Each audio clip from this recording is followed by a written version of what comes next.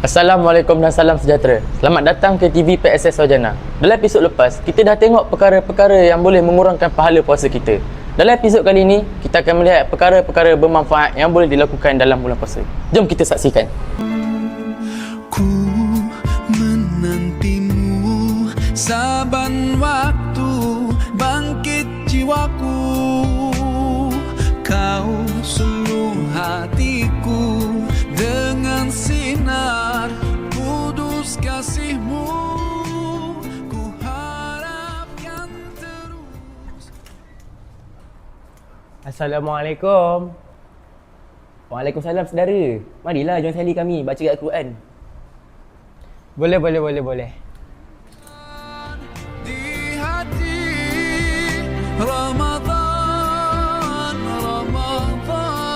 Bismillahirrahmanirrahim. Usah Yasin wal Qur'anil Hakim. Inna tanzilal azizir rahim. Litunzira qauman ma unzira aba'uhum fahum. Barakallahu lakuma wa Sadaqallahul azim.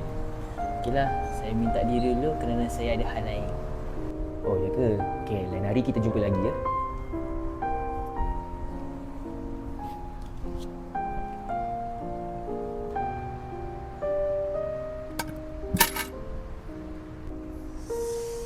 Ustaz, saya nak pergi tandas boleh tak?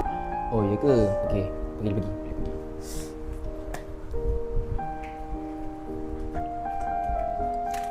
Cepat.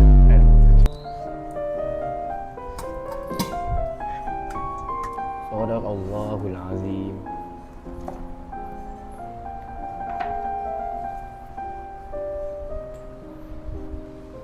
Alamak, duit dah pula. Boleh gitar tak? Tak boleh pula. Tak apalah.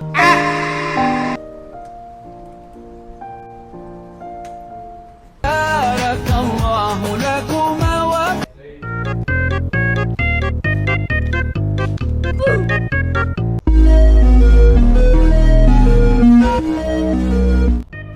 Bang, minta maaf bang. Terlanggar tadi bang. Tak apa. Tak apa. bila hati hilang cahaya iman. Dah lah panas hari ni. Puasa pula tu. Weh Ucuk, jom makan sekali. Saya ada haras dengan saya sekali ni.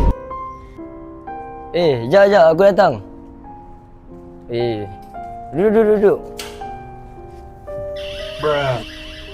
Aku mana boleh makan Kenji. Kan ni bulan Ramadan. Orang Muslim kenalah berpuasa penuh. Aku puasa sampai waktu maghrib. Oh, faham. Tak apalah Kenji, lain kali lah kita makan. Tak apalah. Okay, boleh lah. Diharap video kali ini dapat memberikan manfaat kepada semua yang menunaikan ibadah puasa. Jadikan puasa kita pada tahun ini adalah puasa yang paling bermakna. Sekian sahaja video kita pada kali ini. Jika anda berminat dengan konten berilmiah, jangan lupa like, share dan subscribe. Bye-bye, jumpa lagi.